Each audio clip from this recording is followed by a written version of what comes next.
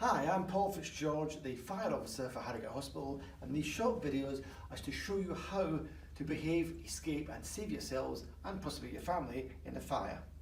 The first one we're going to talk about is how to raise the alarm. For example, say you suddenly see a fire over there. Basically what you do is you first shout to alert everybody in that area what's happening. Fire! Then go to the nearest break glass point, hit the break glass, which will automatically activate the fire alarm and send a signal to the appropriate switchboard.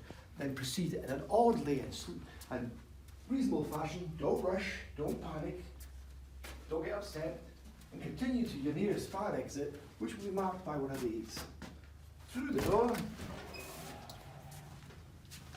to the next door, proceed to the meeting point. The meeting point is usually a car park. It may be someone else, but just check at your office or your domicile where your meeting point is in the community's office. So let's go on to the meeting point.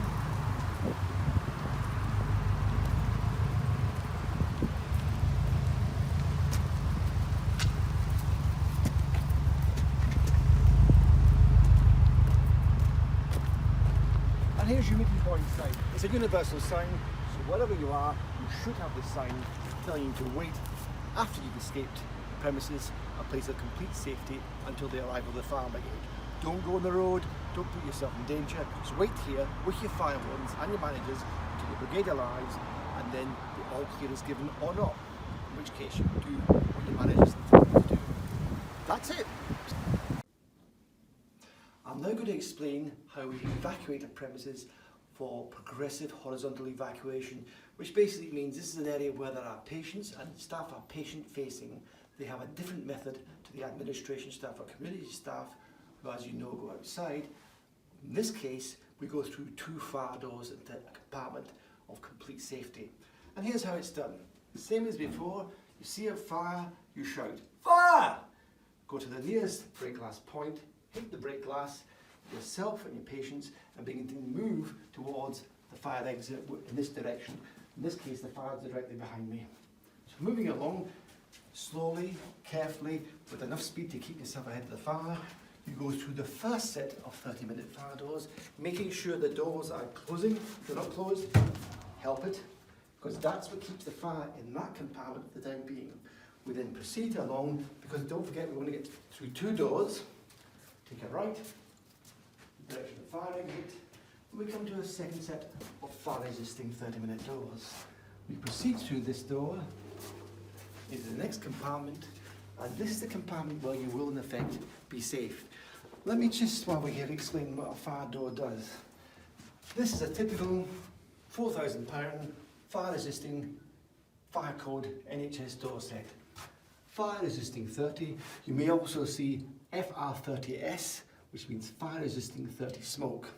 That means that this door, like the one you passed through before, will keep that fire back for 30 minutes.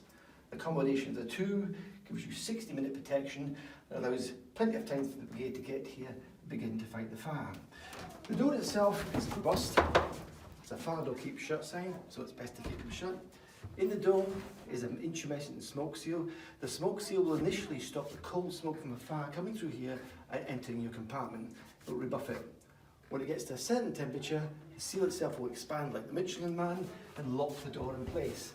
So in effect, you'll get a seal all the way through the frame that stops initially the smoke and then the fire itself coming through. The glass is 30-minute Georgian wire glass. That's got beading inside it like the intumescent strip, and that will go opaque. In other words, it will mist over to stop the radiated heat from a fire here coming through that and setting fire to the carpet or any furniture beyond. You're now in this compartment, you've passed through two 30-minute doors, and you just make sure you're safe, out of the way, your patients are safe, all the while listening for the bells. Because what happened is we were in the first compartment, you had a constant bell.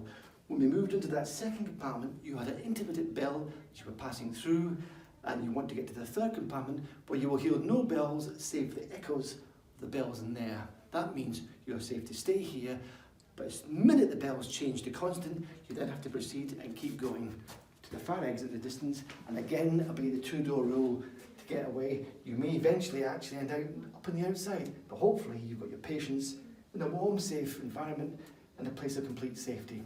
That's it. Hi again. What we're going to cover now is the intermittent alarm. Now you say, well, what's that? And that happens as follows. Again, we're in a patient-facing ward. This applies to patient-facing staff, not administration or community staff. We're in a patient-facing ward, and suddenly we hear the bells going on and off, or sirens, on, off. Brr, brr. You're standing there, you will suddenly see somebody maybe from that side, or may even involve the compartments above and below you. They will be bailing out of their compartment, and they will come through the doors and will pass through your compartment with their patients through that door there to get to the 2 doors away that we mentioned before. So while you're here, you're hearing this intermittent bell. What can you be doing? Well, what you're not doing is standing around doing nothing, because obviously the intermittent bell warns you that you have a fire in one of these compartments. So for instance, if you're somewhere quite hazardous like ITU where the patients are completely dependent on you, you don't stand around, you get to the patients themselves, you put them onto auxiliary oxygen, have their medicines ready, have anything they need ready, so that the minute that bell, if it does, changes over to constant, you're able to get them and you get out. You're almost like a pit stop team in a Ferrari racing venture. You're going to have to get those people out as quickly as you can. On that note, if you have a ward, for instance, with beds, say 2, 4, 6, 8 beds, fire starts behind me, who do you think are the first people I would send out those doors? Well, contrary to what some of you might think, it's the most ambulant. The people who can actually walk. They go first, followed by the wheelchair cases, maybe people on Zimmer frames, and then the beds. Obviously the fire is here, the doors are there. These are the nearest patients, the ones that are most affected, so we'll move them first. 1, 2, 3, 4, 5, 6, 7, 8, and we'll get them beyond those doors, beyond the second set of doors, to a place of absolute safety. Moving on from that, we then go to the situation of you're standing there, and you notice the smoke comes through that door, hits the detector head, but nothing's happening. What do you do? Well, you don't stand still. If it's hitting that head and nothing's happening, it might be quite possible that that head has become defective, so you use what's called a dynamic risk assessment. You say, right, smoke's coming through, this is getting hazardous, we're going to go anyway. And the quickest way to get everybody out, well, you're going to physically move them anyway, is to start moving forward, and the quickest way to let everybody else know is to hit that break glass. That will automatically send your compartment into alarm, and of course, once you go into full alarm, you're following the same procedure as we did before, which is going through 2 fire doors to a place of absolute safety. Simple as that. Me again, the fire officer. This time we're going to talk about fire extinguishers, which you'll have in all your premises, whether you're in the hospital or the communities or at home even. First one we're going to talk about here is the 6-litre water extinguisher. Nice bit of kit used for organic materials. When I say organic materials, what does that mean? It means wood, paper, cardboard, furnishings, and at the end of the day, me, because I am, though some may not think so, an organic person. So, let's start off with how we use it. First things first though, before we even use it, what are you going to do? Well, the first thing you're going to do if you have a small fire is raise the alarm. And let's just get this straight, how big a fire you can fight with this extinguisher. The biggest fire you can reasonably fight in a safe manner with this is no bigger than the ordinary little waste paper bin you have by your desk or an average person. That's the biggest fire you can fight. If you're trying to fight something bigger than that, you're chancing your arm and put yourself in serious danger. So let's talk about a simple fire then. Imagine this chair here, for reasons unknown, has started to combust. I'll walk in the door from here. Well, hopefully the extinguisher will be over here. Walk in the door from here. Look at the combusting chair. First thing I do, raise the alarm, hit the break glass. That sends a signal down to the control room. Also, one other thing you must remember, do not fight it by yourself. You must always fight a fire in pairs. The last thing you want to do is start fighting a fire, maybe forget to raise the alarm, and the next thing you know, the smoke comes down, overcome you, and you're down there, and nobody knows you're there, because the detector may have failed to function. So, first things first, hit the brake glass, get your buddy with you, pick up your extinguisher. How to use this little orange tag is what's called a telltale tag. What it tells you, within the reasonable parameters, is that this hasn't been used. So the first thing you do is off the telltale tag, Now you've got the pin. How to get the pin out? Well, you think relatively simple. What you mustn't do is hold the trigger like that, put your finger in there and try and pull out. Because as you can see, you're working yourself against yourself, you're vicing the pin.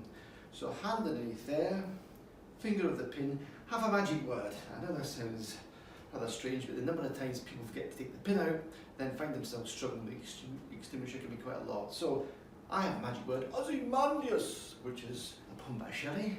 So tag off, finger of the pin, Ozymandias. Quick splash of the boots.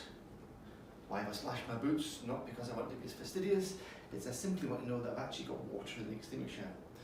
Fire's there, buddy's behind me. Always keep your back to the door. You must have a plan B. You must be able to get out. I wouldn't fight the fire from over there or over there. It must be here. So if this all goes wrong and that suddenly flares up, I'm out the door. So here we go. Tag off. Ozymandias. Splash of boots. 2 meters down, down you go. This has two benefits. The first thing, it transfers the weight of this 6-litre extinguisher to the floor. It's taking you below the smoke level, which is gradually moving down towards you. Even a small fire will generate quite a lot of smoke. Get your extinguisher, start using it, press the trigger, aim at the base of the fire, whatever that is. It could be there, could be there, could be there.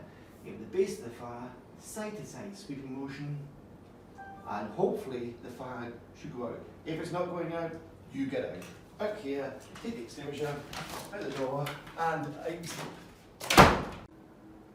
Next one we talk about is the foam extinguisher. Foam extinguishers in the hospital are usually limited to parking zones or industrial usage. They are prevalent in the communities though. So what's the difference between a water one, which this is, and the foam? Simply that the label is a beige colour. Now the foam extinguisher does two types of materials. It does the same as the water extinguisher, which is class A, and it does small, and remember what I've said, small fuel fires. So how do you use it? Same as before. Let's pretend my fuel fires is staying here. Always keep your back to the door. Hit the brick glass, raise the alarm, buddy behind you, 2 meters away, down you go. Tag off, pull the pin. Ozymandias. Quick splash of boots with the foam.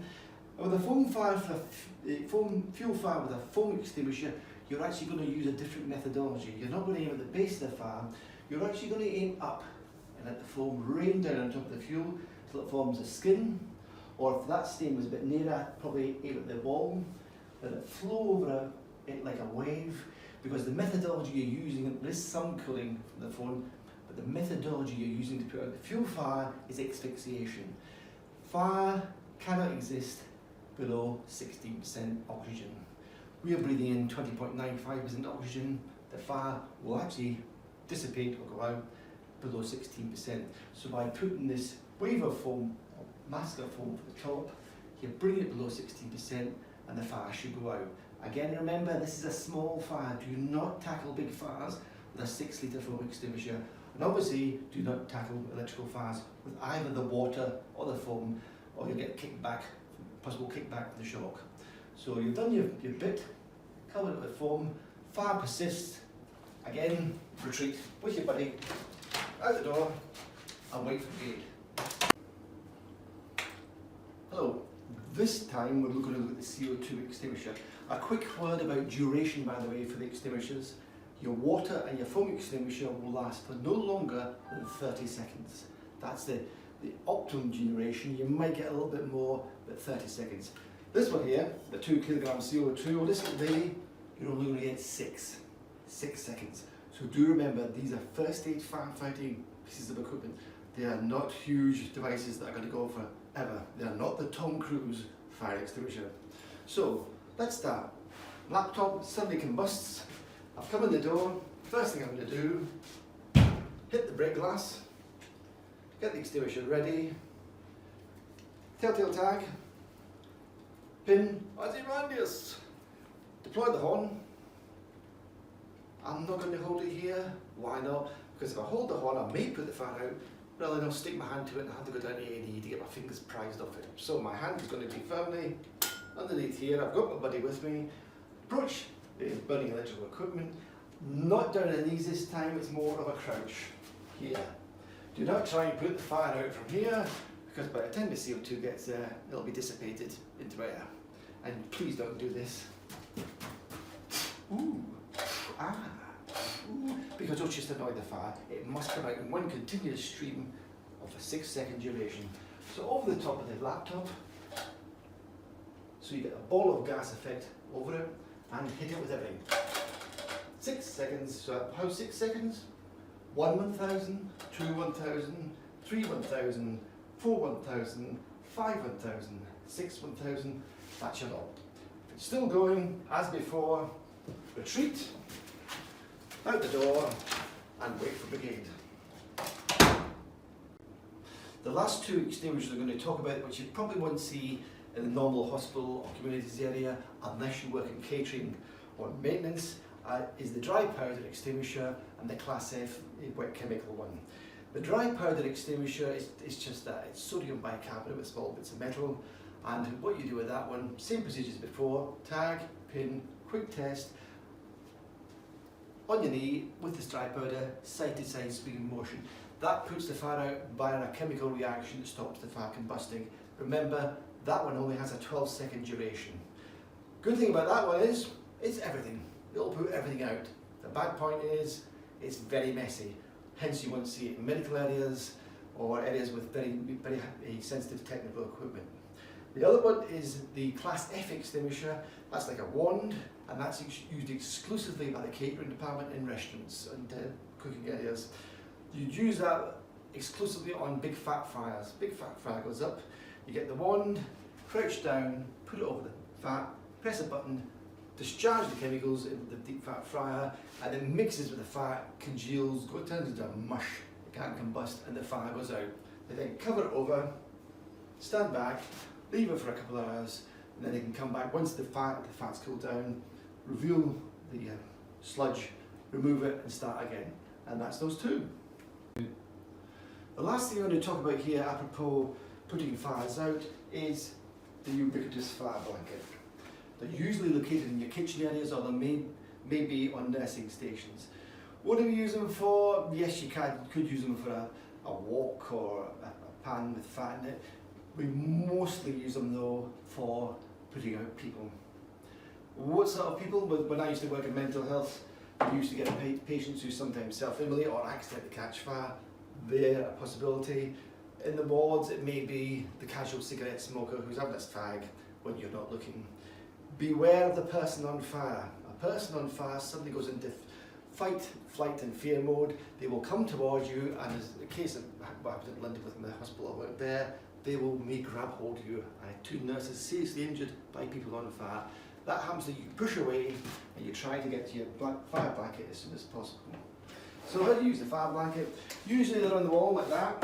You just grab the bottom, get it out, quickly deploy it, like that. What you're going to do here, it's got the slats here, is you're going to approach the person, let's say there, you're going to turn the blanket like that first of all to protect your hands. What you don't want is your hands burnt. As you approach your casualty, you put it up in front of your face, wrap it around them, gently put them down on the ground and pat them out. If they're a patient in bed, again, wrap your hands up in front of your face, over to the top of the patient, and then try and get this pattern. How you put them out, obviously, is by, not them, the fire, is by asphyxiation. You're stopping the oxygen get to the fire, and these are quite effective on small fires on patients. What I'm going to talk about now is the communities nurses and people out in the field with the patients. Now, to some, communities may seem rather less onerous than the hospital. It isn't. The communities people are actually on the front line in areas where we just can't control. In the hospital, I can make sure you're safe. I can do the compartmentation, I can do detection, I can do everything like that. Communities, every house is different, and every house has its potential risks, hazards, whatever. So community nurses, for them, it's a new story nearly every time. They're going to visit a client for the first time, approach the house, knock at the door opens, in they walk. The first thing you need to know is, unless that door lock is just a yell where they can easily get out. The person, depending on what area they're in, or their own psychological profile, will try and lock the door with a chub type key, 5-wheel chub. What you need to know then is, where is that key? Because the last thing you want to be doing is, when you're in there, treating a patient or upstairs, to get down to that front door to escape a fire and not know where the key is. So what you want to know is, where's that key and where can they place it so it's readily accessible for you and them to get out of the house in the event of a fire. So in you walk, you know where the key is now, you're taking a look around. Unfortunately, you do get people who have some strange habits, one of which is hoarding. If you see lots of magazines, things stacked in passages and that, make some notes on your case notes for the patient, because obviously hoarding and large amounts of paper and materials are an increased risk for the house, because if a fire starts, we're going to have a lot more combustible material around. So you walked in, you've done your key, you've noted your hoarding, if it's there. Back door, yep, you've got a back door there. How can I open? Where's the key for that? Can I get out with the use of a key? Excellent.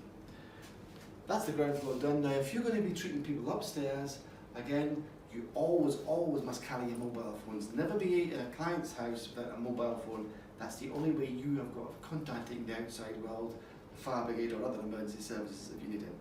So you go upstairs, check the doors. What's the quality of the door?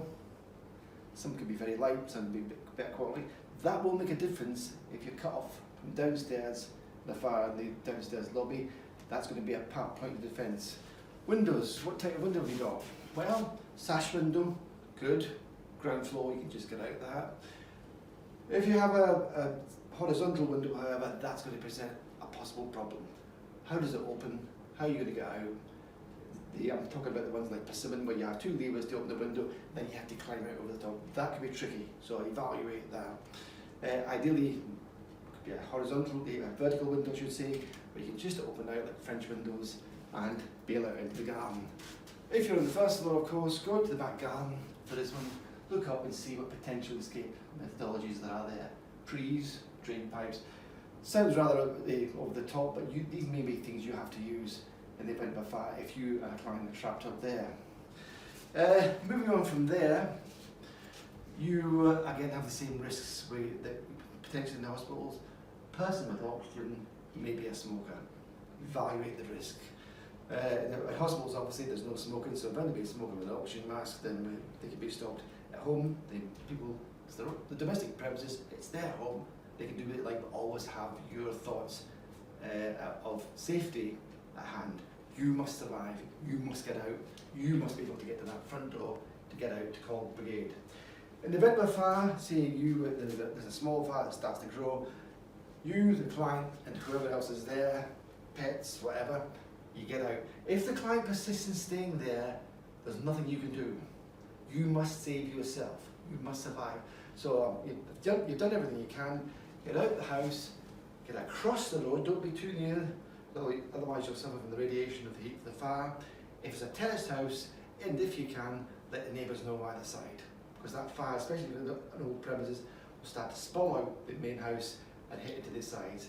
Be over the other side of the road, wait for brigade to come and direct them to what's happening, especially if there's any casualties still inside. Casualty first floor. We all got out, unfortunately. The person on the first floor didn't follow. Then the brigade can make their mind up how they're going to deal with that. Another one to bear in mind as well is flats. We've all heard the stories about the block of flats down in London. Evaluate a flat as you go in. The first thing you obviously have to contend with is it's a flat, and there will probably only be one door. No back door, just one door. You go into the apartment, look around, same thing, there's a holder, where's the key, which floor are you on, can I get to a balcony, can I shout out from the window, always have your phones there. What type of doors? The doors are important because if a fire starts and it's blocking you from getting out, the door is a barrier. Some doors in newer premises were 20 minutes, maybe even 30. Older ones, 60s, 70s, maybe even only 12. So you have to close that door, stuff materials in the door. But if you can't get out to the escape room, get to the window, shout, get on that phone, call fire brigade.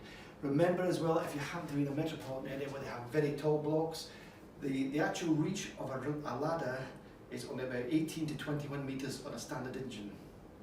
So if you're on the 14th, 15th floor, you could well be above the reach of the ladder from the engine. So you must, when you make your call, whether it's a block of flats or anywhere, give them some clues and also make them aware how important it is they dispatch an engine. You call the engine up, the fire brigade up and say, I am at a block of flats in Middlesbrough, in Darlington, I am on the 15th floor. That will send a message through to them as they look at it. 15th floor, it's above 18 metres or 21.5 metres. They will then call the main supply depot and send out the bigger engines that actually reach you from there. Also use this phrase, I require urgent assistance. Urgent assistance is magic words as far as the emergency services are concerned, but police, fire, they respond a lot quicker if someone says, I am at such and such address, I require urgent assistance. With a bit of luck, that will trigger all the alarm bells there and you'll get a quicker response because they won't mess about. They'll believe that you're emergency service personnel and you're saying that phrase for a specific reason. That gets you the brigade coming towards you quicker. Again, in the block of flats, if you can get out the door, do not go out the door. Just stand in the lobby. If you can possibly do it, get yourselves down the stairs, out to a place of absolute safety. Remember one thing, for any, whether it be here, whether it be the hospital, do not use lifts. We do not have firefighting and fire evacuation lifts at this trust, not at any of our premises. Some of the other hospitals, further away, like Durham or Leeds, may do, but there are no firefighting and fire evacuation lifts at these sites. So please, on no account, use any lifts anywhere unless a fire brigade officer specifically says it's a firefighting lift or it's a fire evacuation lift. And hopefully, all will be well.